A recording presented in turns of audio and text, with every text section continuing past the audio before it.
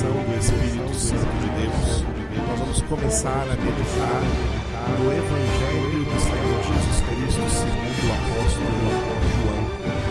O apóstolo João, um dos apóstolos de Cristo Jesus, aquele apóstolo que se autodenominou de o discípulo amado.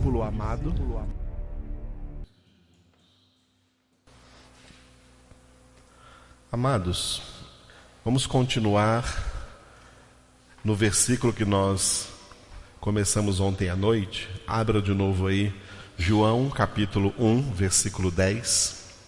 Evangelho segundo João. João capítulo 1, capítulo 1 do Evangelho segundo João, versículo 10 para frente. Próximo, é isso.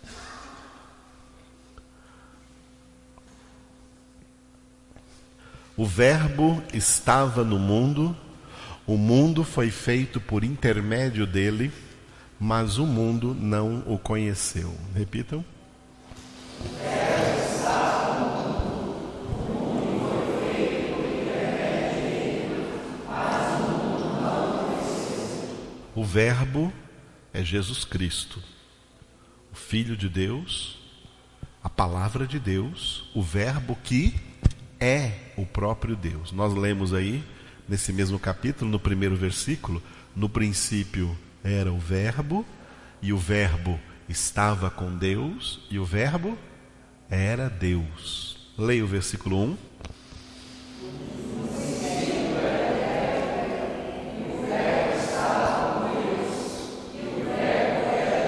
Jesus é o Verbo, Jesus é o Logos, a palavra viva e eficaz, a palavra de Deus, e Ele é o próprio Deus.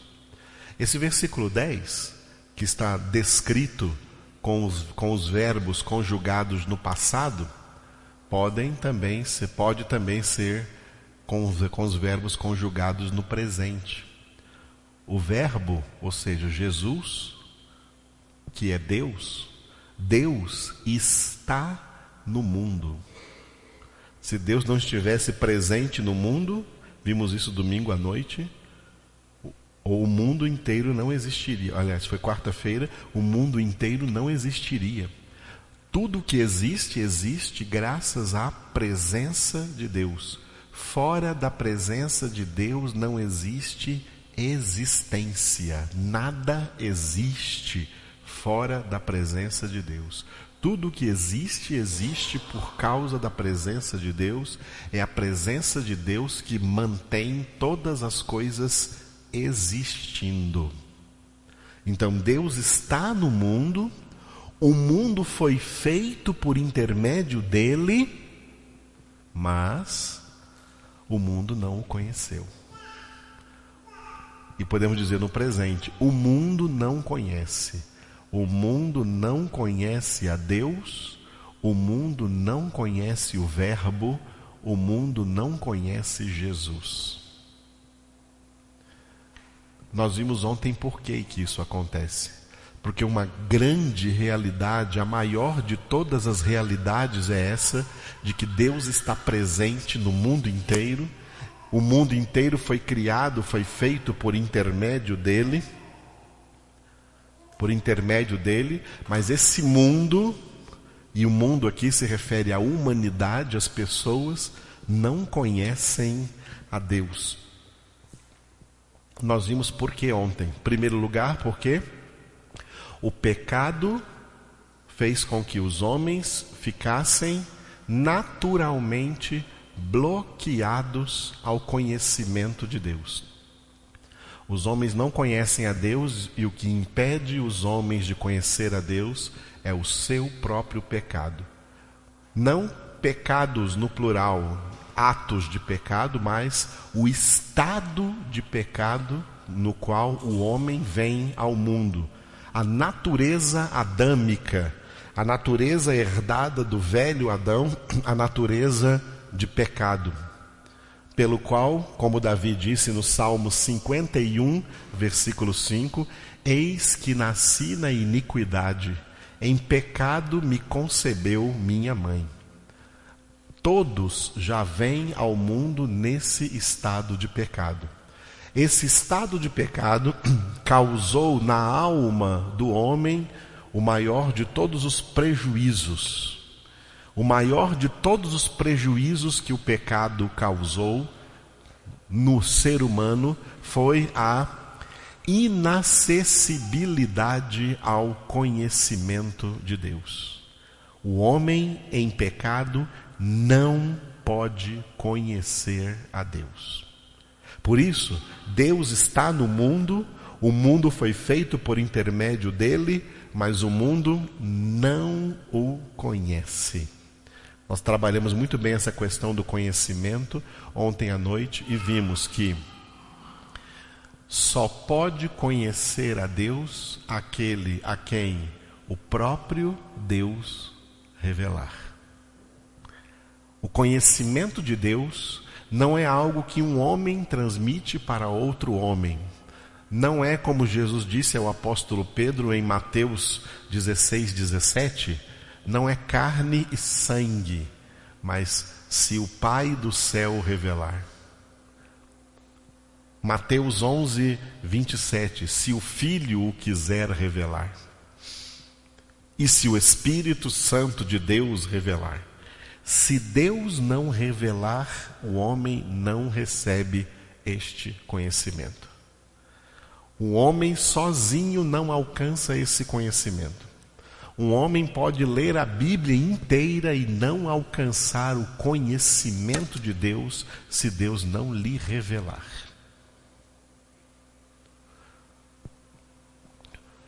Um homem pode pregar a outro homem, e devemos pregar o Evangelho. Nós somos mandados pelo Senhor a pregar o Evangelho a toda criatura, mas não é essa pregação que vai fazer os homens conhecer a Deus. É a quem Deus revelar a palavra, a quem Deus revelar conhecimento, a quem Deus se revelar é que vai conhecê-lo. E Deus não se revela a todos.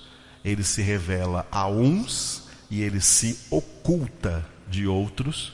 Foi o que nós lemos ontem em Mateus 11:25, quando Jesus disse: graças te dou, ó Pai, Senhor dos céus e da terra, porque ocultaste essas coisas de uns e as revelastes a outros.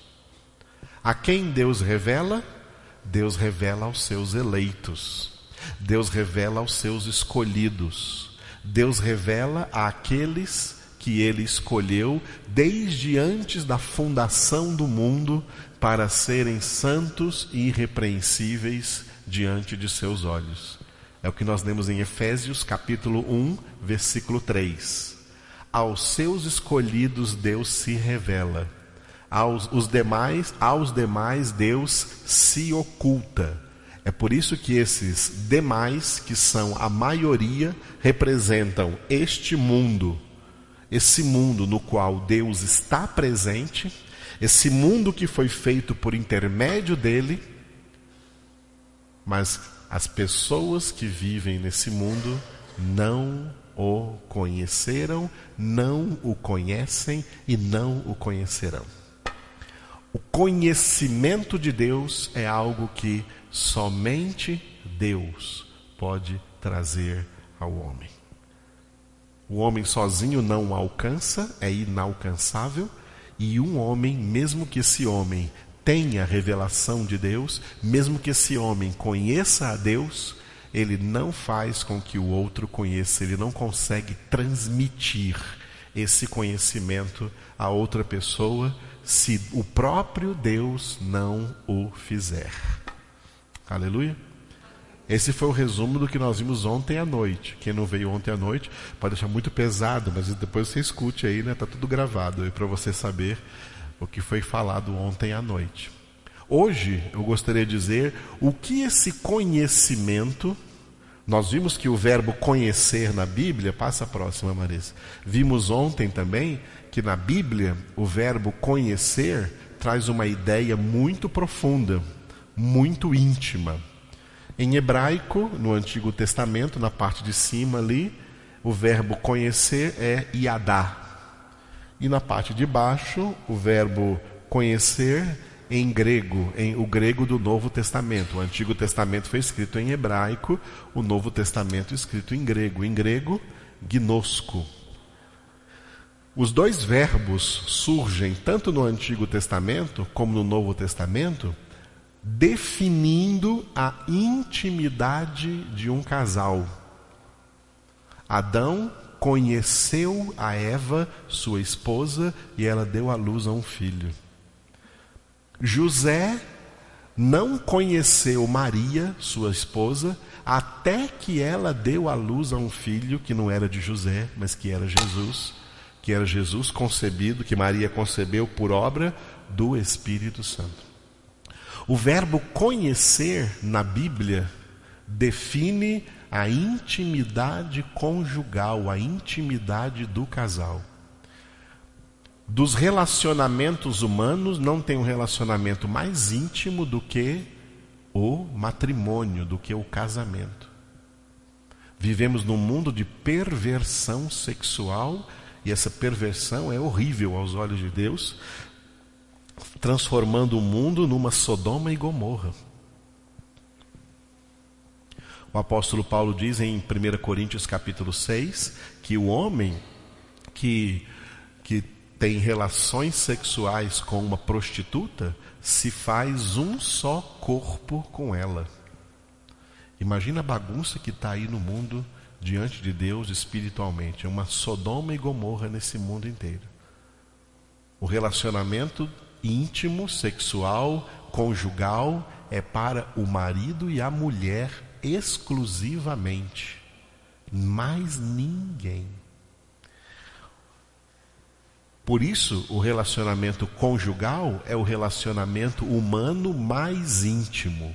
É nesse nível de intimidade que tem o significado do verbo conhecer. Conhecer com essa intimidade.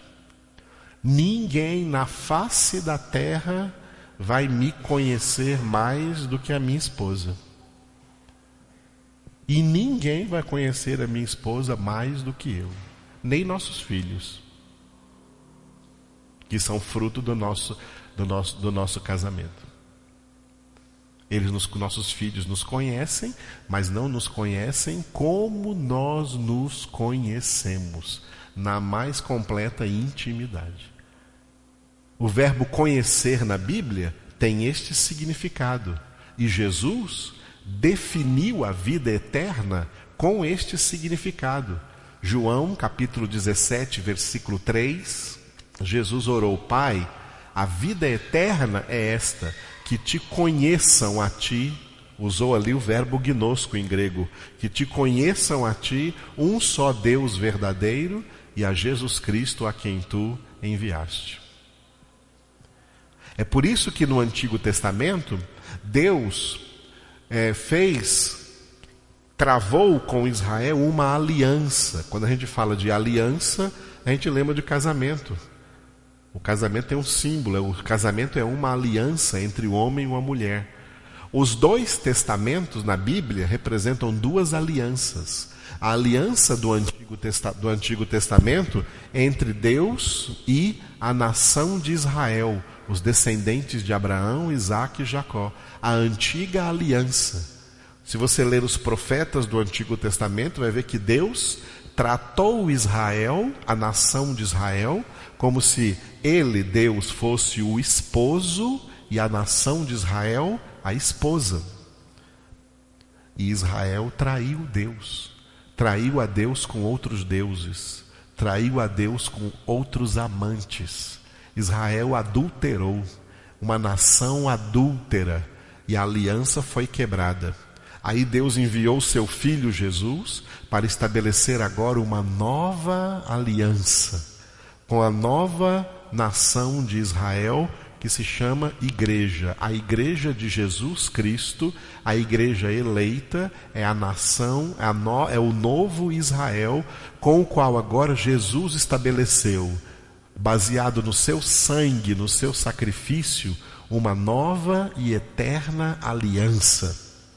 E por isso hoje a igreja é a esposa do Cordeiro, a esposa de Cristo. Cristo é o esposo, intimidade conjugal, para que haja um conhecimento único, particular, especial, para que a igreja conheça bem o seu noivo, conheça bem o seu esposo. E a aliança entre Cristo e a igreja é maior ainda do que a aliança conjugal, porque a aliança conjugal é até que a morte os separe, mas a aliança com Cristo é por toda a eternidade, dura para sempre. Essa aliança é baseada em conhecimento, por isso vida eterna é definida por conhecimento, conhecer o Pai, conhecer Jesus, conhecer o Espírito Santo, conhecer a Deus. Agora, só terão acesso a esse conhecimento os seus poucos escolhidos, os eleitos de Deus, aqueles a quem o próprio Senhor o quiser revelar. Aí em João capítulo 1 ainda, você pode ler aí em 1 João capítulo 1, versículo 18, ninguém jamais viu a Deus, o Deus unigênito que está no seio do Pai é quem o revelou. Repitam. Ninguém jamais viu a Deus, o Deus unigênito que está no seio do Pai é quem o revelou. Aleluia. Só Deus revela Deus. Alguém só conhece a Deus se Deus mesmo o revelar. Aleluia, amados. Conhecer é diferente de saber. Em que conhecer é diferente de saber? Todo mundo sabe que Jesus Cristo veio ao mundo. Todo mundo sabe que Jesus Cristo morreu na cruz. Existe cruz para tudo quanto é lado por aí, para nos lembrar disso o tempo todo. Existe a igreja católica que tem cruz em cima e dentro, para tudo quanto é lugar. E que também instituiu aí no ano litúrgico da igreja católica, aquilo que se chama no mês de abril, de março para abril aí, a Semana Santa, onde na sexta-feira santa celebra a paixão de Cristo, e tem teatros da paixão de Cristo aí pelo mundo inteiro, filmes da paixão de Cristo em novelas, em cinemas, em televisão, em tudo quanto é lugar. Paixão de morte de Cristo na cruz do Calvário é um evento famosíssimo. Todas as pessoas de todas as religiões, ou ateus que não têm, ou pessoas sem nenhuma religião, todos sabem que Jesus Cristo, isso é um fato histórico, que Jesus Cristo esteve no mundo em pessoa, e em pessoa morreu na cruz do Calvário. Saber disso é uma coisa. Conhecer Jesus é outra coisa.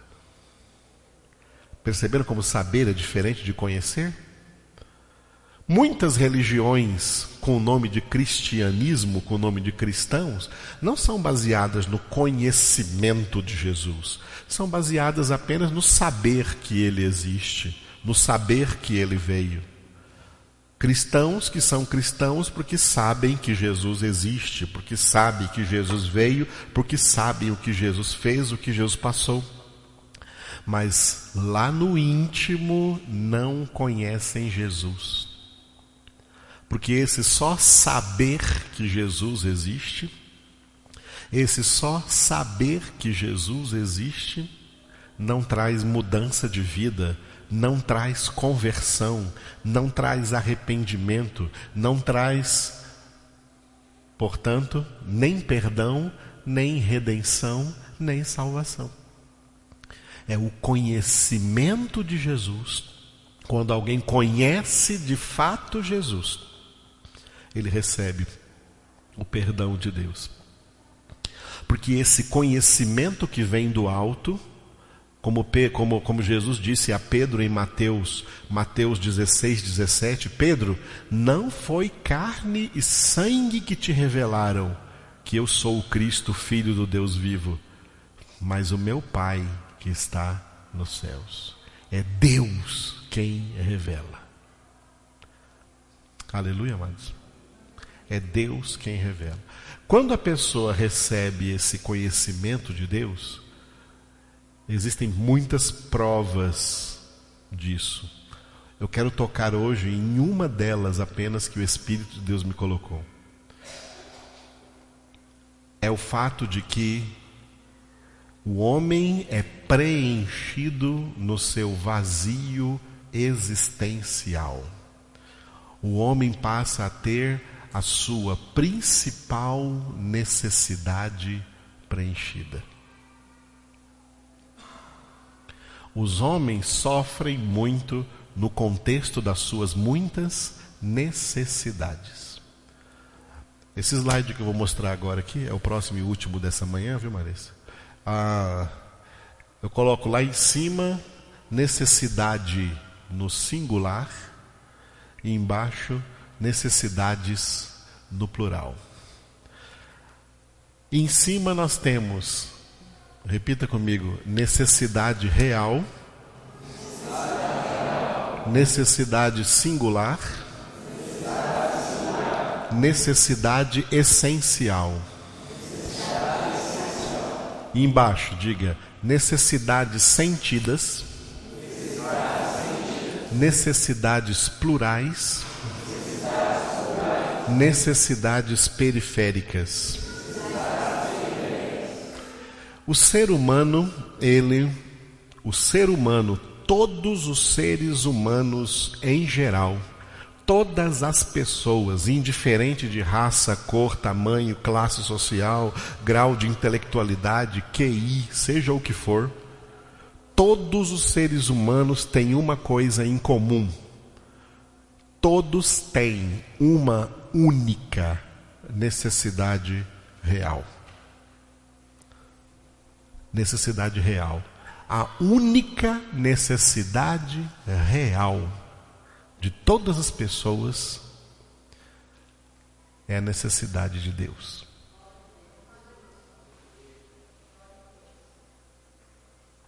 O homem precisa de Deus. O homem necessita de Deus. Só que essa necessidade real, ela não é sentida. Não é sentida pelas pessoas. O homem, a humanidade, a necessidade real que a humanidade tem é de Deus, mas a humanidade não sente. O ser humano, por causa do pecado, como consequência do pecado, como consequência da sua natureza adâmica, o homem não sente essa necessidade. O que o homem sente são, a primeira daqui de baixo, repita, necessidades sentidas. O que são as necessidades sentidas? E elas são muitas, por isso são necessidades plurais. Enquanto a necessidade real, ela é singular, é uma só. As necessidades plurais começam das necessidades básicas. Por exemplo, você sente sede? É por isso que você vai lá e bebe água. Você sente fome? Sente, é por isso que você vai lá e come. Você sente frio ou calor? É por isso que você adapta as suas vestimentas de acordo com a temperatura, porque você sente o frio, você sente o calor. São necessidades, nós temos necessidades básicas, até necessidades fisiológicas, são básicas. Você sente, você entende essas necessidades porque você consegue captá-las pelos sentimentos, você consegue sentir essas necessidades. Mas a necessidade de Deus não é captada pelos sentimentos. O homem necessita de Deus, mas ele não sente isso. Ele não sente essa necessidade. Por isso, vamos dizer assim, aí no mundo, os homens vivem muito bem sem Deus. Eles não querem saber de Deus, não. Eles não sentem essa necessidade. Eles têm essa necessidade, mas essa necessidade está inconsciente dentro deles, e eles são insensíveis a ela, eles não sentem. Tudo que eles querem é o mundo. Aí tem esse jargão aí que canta aí nesse mundo aí das músicas sertanejas aí. Acaba não, mundão. Eles amam o mundo, eles querem o mundo, eles gostam do mundo, eles adoram o mundo. O Deus deles é o mundo. Eles adoram o mundo, eles cultuam o mundo. Eles não dão o dízimo no mundo, eles dão tudo no mundo. Sem questionar. Porque o mundo é o Deus deles, é isso que eles adoram. O que eles necessitam? Deus. Eles têm uma necessidade real, mas essa necessidade real não é uma necessidade sentida. Eles não sentem essa realidade. O que Deus faz com os seus eleitos? Deus faz com que eles sintam. Quando alguém sente necessidade de Deus, é porque Deus fez ele sentir. Jesus chamou essa necessidade, por exemplo, de sede. Você pode ler aí, ou anotar, quem está anotando, João 7,37. Jesus comparou com a água. Eu acabei de falar para você. Quando você bebe água, porque você tem necessidade. É uma necessidade básica, é uma necessidade sentida. Então você sente sede. Em João 7,37, Jesus disse: se alguém tiver sede, venha a mim e beba. Essa sede que Jesus está falando não é sede de água. Essa sede é sede de Deus. Sede de Deus é uma necessidade profunda de Deus, quando a pessoa capta nos seus sentimentos que a necessidade real dela, o que ela precisa nesse mundo, a necessidade singular, a necessidade essencial dela, é de Deus. Só Deus faz isso. Só Deus faz alguém sentir isso. Se Deus não fizer, o homem fica por aí. Você pensa que as pessoas vivem bem, vivem mal sem Deus? Elas vivem muito bem sem Deus por aí. Jesus definiu como é que as pessoas vivem. Elas vivem como sempre viveram nos dias de Noé. Comprando e vendendo, casando e dando-se em casamento. Sabe o que significa essas frases? Significa viver na terra como se Deus simplesmente não existisse. Tá? Como se Deus simplesmente não existisse. E alguns até creem que Deus existe. E eles vivem sob a seguinte égide. Eles dizem o seguinte: olha, é Deus no céu e nós na terra. Entendeu? E cada um corre atrás daquilo que quiser, dos seus sonhos, essas frescuras todas que existem por aí, de se realizar nessa terra, de se realizar nesse planeta. A sede deles não é sede de Deus. A sede deles é sede de autorrealização, autoconquistas, de conquistar seus sonhos. E por aí vai materialismo, capitalismo, se enriquecer na terra, aproveitar do mundo. O que os mundanos chamam de aproveitar a vida. Uma vez uma mãe veio reclamar comigo aqui que o filho dela participava aqui da igreja. Meu filho está vindo demais na igreja, só quer ficar lendo Bíblia, ele está na idade de que precisa aproveitar a vida. Veio aqui reclamar comigo. Jesus disse: de que adianta o homem ganhar o mundo inteiro e perder a vida eterna?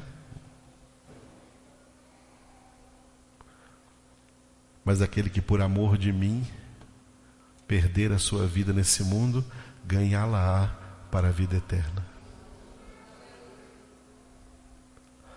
Os homens têm uma única necessidade real. Única, por isso que é singular. E é essencial. Faz parte da nossa essência. O homem necessita de Deus. Mas ele não sente. Ele só vai sentir se o próprio Deus o fizer sentir. Quando Deus o faz sentir, ele então sente uma sede imensa de Deus. E foi para esses que Jesus disse: se alguém tem sede, venha a mim e beba. Jesus não está chamando todo mundo para ele, não. Ele está chamando quem tem sede. Porque quem tem sede é porque Deus já fez ele sentir essa necessidade real. Enquanto que os outros não estão sentindo essa necessidade real. Os outros que não sentem essa necessidade real começam a dizer para o outro que está sentindo assim: mas o que é isso? Você está com fanatismo? O que é isso? Não precisa disso tudo, não. Não precisa desse tanto de Deus aí, não. Desse tanto de Bíblia, de oração, de igreja, não. Isso é fanatismo, você não precisa disso. Por que eles falam isso? Porque eles não têm ideia do que nós estamos sentindo. Porque Deus revelou isso a nós, mas não revelou isso a eles. Mas eles têm a mesma necessidade, só que eles não sentem essa necessidade, por enquanto. Sabe quando eles vão sentir? Quando estiverem no inferno. Quando estiverem no lago de fogo e de enxofre. Por toda a eternidade vão sentir que o que mais precisavam na terra, enquanto estavam vivos, era de Deus, mas eles não buscaram a Deus, porque eles não sentiram isso, só buscaram as coisas periféricas. Coisas que não eram essenciais, coisas que não podem preencher seus corações, coisas que não podem preencher o seu vazio. Então vão sentir essa necessidade que não será satisfeita para o resto da eternidade. Enquanto que os salvos na glória terão a plenitude da revelação e do conhecimento de Deus por toda a eternidade, preenchendo as suas vidas. Entendeu isso, amados? Para você entender melhor, eu gosto muito do que Lucas escreveu. Nem Mateus, nem Marcos, nem João escreveram, só Lucas, em Lucas 10. Uma historinha que Lucas contou em Lucas capítulo 10, últimos versículos, do 38 até o 42. A história das duas irmãs, Marta e Maria, que eram irmãs de Lázaro. João, no capítulo 11, fala da ressurreição de Lázaro. Nós vamos chegar lá. Mas não conta essa história aqui, que somente Lucas contou. Só Lucas narrou essa história. Leiam comigo do 38 ao 42. Vamos juntos? Glória a Deus. Vocês estão acordados? Estão animados? Tem sede de Deus? Leiam comigo. Indo eles de caminho, entrou Jesus num povoado, e certa mulher chamada Marta, hospedou-o na sua casa. Tinha ela uma irmã chamada Maria, e esta quedava-se assentada aos pés do Senhor, a ouvir-lhe os ensinamentos. Marta agitava-se de um lado para outro, ocupada em muitos serviços. Então se aproximou de Jesus e disse: Senhor, não te importas de que minha irmã tenha deixado que eu fique a servir sozinha? Ordena-lhe, pois, que venha ajudar-me. Respondeu-lhe o Senhor: Marta, Marta, andas inquieta e te preocupas com muitas coisas. Entretanto, pouco é necessário, ou mesmo uma só coisa. Maria, pois, escolheu a boa parte, e esta não lhe será tirada. Essa história narrada exclusivamente por Lucas, nos 4 evangelhos, só vai aparecer aqui. É impressionante no sentido do que nós estamos trabalhando aqui nessa manhã. No conhecer Jesus, conhecer a Deus, no conhecimento de Deus. Arrumar a casa é uma necessidade essencial ou é uma necessidade periférica? Respondam para mim. Mulheres, respondam para mim.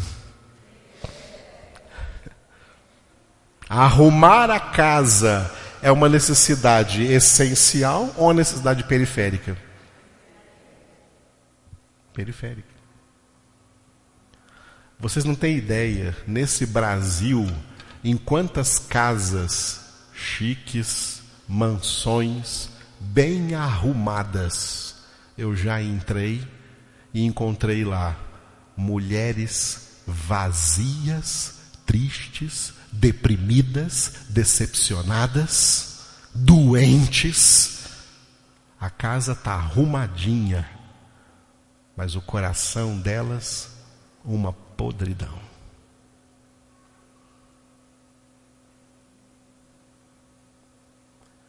As necessidades periféricas preenchidas, mas a necessidade real completamente vazias. Jesus está lá, os discípulos também, Jesus transmitindo conhecimento, o verbo de Deus, trazendo ali a palavra de Deus, e Marta, ao invés de sentar-se ali, deixa essa cozinha para depois, ao invés de sentar-se ali para captar essa palavra, para receber a palavra que sai da boca de Jesus, que disse: tudo que o Pai me mandou eu vos falei, ela está perdendo isso para ir cuidar da casa. Ela está perdendo isso para cuidar de alguma outra necessidade que ela colocou na frente dessa. Que ela valorizou mais do que essa. E ela se acha tão certa que vem para Jesus. Jesus, que é isso, Senhor? Manda minha irmã levantada aí e vir me ajudar aqui. E Jesus repreendeu Marta. Marta, Marta, morta, morta. Olha o que Jesus disse para ela, versículo 41. Andas inquieta. Diga, andas inquieta. As pessoas andam inquietas atrás de satisfazer a todas as suas necessidades periféricas, necessidades plurais, necessidades que elas estão sentindo que é uma necessidade e vivem correndo atrás disso. Por isso nós estamos lendo no Eclesiastes, que tudo que o autor do Eclesiastes viu, a cosmovisão, a visão de mundo que ele teve, foi vaidade de vaidades e correr atrás do vento. Estão todos aí correndo atrás do vento. Vaidade de vaidades e correndo atrás do vento, porque estão atrás dessas necessidades plurais e estão cegos, insensíveis à real necessidade que tem, que é exclusivamente necessidade de Deus. E as pessoas estão agitadas, inquietas. Primeira coisa que Jesus coloca para Marta aí, ó, inquietação. Segundo, ó, te preocupas com muitas coisas. Preocupação. Preocupação que causa ansiedade, que causa nervosismo, que causa impaciência, que pode somatizar em dores de cabeça, em enxaqueca, em gastrite, em insônia. Tem gente que além de ter gastrite, ainda tem uma tal gastrite, chama gastrite nervosa. Se não fosse uma gastrite calma, já dá trabalho. Agora uma gastrite nervosa. As pessoas estão doentes. Por quê? Porque elas estão ansiosas, inquietas e preocupadas com... O que Jesus diz aqui? Muitas coisas, necessidades plurais. As pessoas estão engolfadas, estão assim, presas, amarradas, afogadas por um mar de necessidades plurais, muita coisa que ela nem sequer necessita disso, mas acha que necessita, porque o mundo está mandando, porque a moda está mandando, porque ela está vendo isso na mídia, então ela também quer isso para ela. Gente vazia, gente sem Deus, e não percebe que a sua necessidade essencial é de Deus. Marta é desse jeito. Por isso Jesus diz aqui, Marta, andas inquieta e te preocupas com muitas coisas. Agora olha o 42. Entretanto, conjunção adversativa. Olha o que Jesus diz nessa frase, ó. Ele começa dizendo assim, ó: pouco é necessário. Aí de repente ele muda. Ou mesmo, ao invés de pouco, uma só coisa. Uma só, singular. Uma só coisa é necessária. Que coisa é essa, irmãos?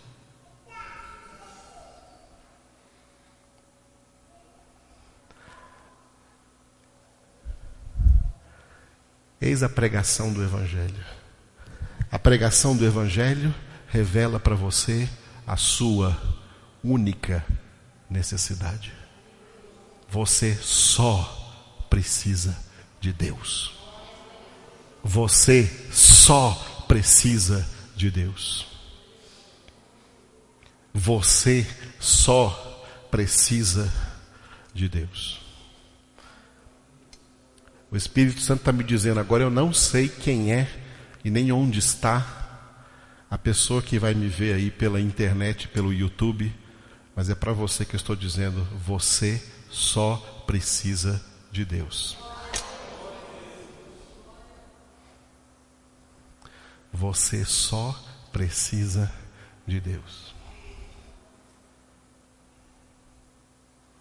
Receber o conhecimento de Deus é receber a Deus. Eu achei tão interessante que até os tradutores em português coloca aqui no versículo 39, usando uma expressão que a gente vê mais em espanhol do que Maria fazia. Maria quedava-se aos pés do Senhor, quedava-se assentada aos pés do Senhor. Em espanhol, essa palavra, esse verbo quedar-se, é ficar aí, ó, jogado aí. sentado, tranquilo, abandonado. Eu só quero isso. Tudo que eu quero na minha vida é isso que o Mestre está dizendo para mim agora. Por isso Jesus diz acerca de Maria, no versículo 42, Maria, pois, escolheu a boa parte, e esta não lhe será tirada.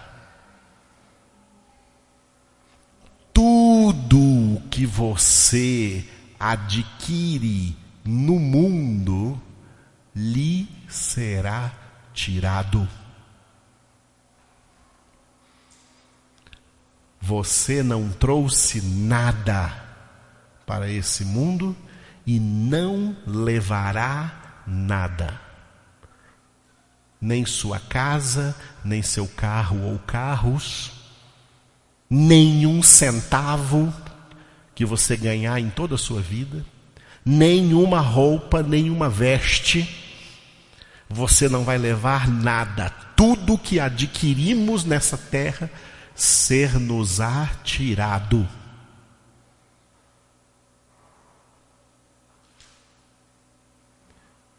Quem bebe dessa água não vai tirar a sede, porque ela vai voltar a ter sede de novo.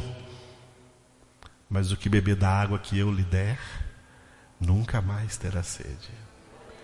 A água que eu lhe der virá a ser nele uma fonte de água viva, jorrando para a vida eterna.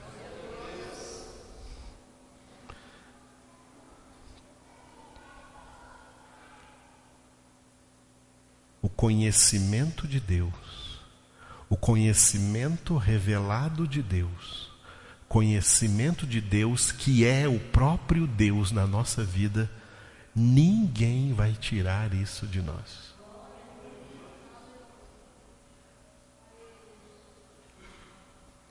Muitos mártires morreram nos séculos 1 e 2 em nome de Cristo. E muitos deles, quando tinham oportunidade, falavam para as pessoas que estavam matando eles ali: você está matando o meu corpo, mas eu já tenho vida eterna.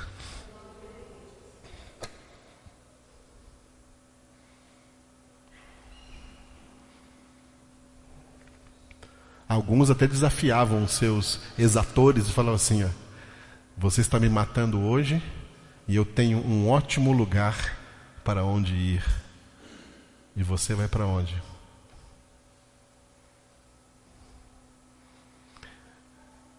Amados, quem tem Deus tem tudo. E quem não tem Deus não tem nada. Por mais bens ou coisas que haja adquirido nessa terra maldita. Maldita por causa do pecado do homem,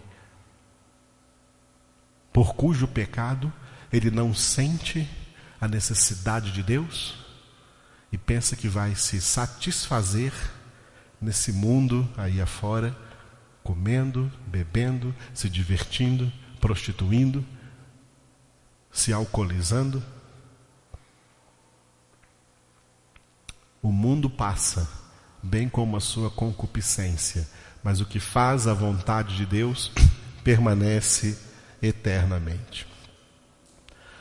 Nós estamos encerrando aqui o que começamos ontem à noite, João 1,10. Deus está no mundo, Jesus está no mundo, o mundo foi feito por intermédio dele, mas o mundo não o conhece. Não o conheceu e não o conhece. Os homens não conhecem a Deus, os homens não conhecem Jesus. Só conhecem aqueles a quem o próprio Deus revela a eles. E quando Deus revela, Ele preenche essa necessidade real. Essa necessidade singular. Essa necessidade essencial. Aleluia. Ele é tudo que nós precisamos. Para de correr atrás das mesquinhas mesquinharias que o mundo supervaloriza. Quem encontrou Jesus, encontrou o verdadeiro tesouro. E aí abre mão de todos os outros tesouros para possuir somente esse tesouro. Quem encontrou Jesus, encontrou a pérola preciosa. E ele abre mão de todas as outras pérolas plurais para ficar com essa pérola singular de grande valor, Cristo Jesus. Por isso quem verdadeiramente conhece o Senhor é diferente de todo o resto da humanidade que não o conhece e por isso tem seus corações vazios, suas vidas vazias, correndo atrás do que na verdade nem necessita, mas acha que é uma necessidade. Porque o mundo dita o que é necessidade para as pessoas. Eu estou lá aqui para obedecer o que o mundo está ditando. Eu estou aqui para obedecer o que o meu Pai Celeste está mandando. Aqui para mim, na sua palavra. Aleluia. Fique de pé agora e vamos orar ao Senhor nessa manhã.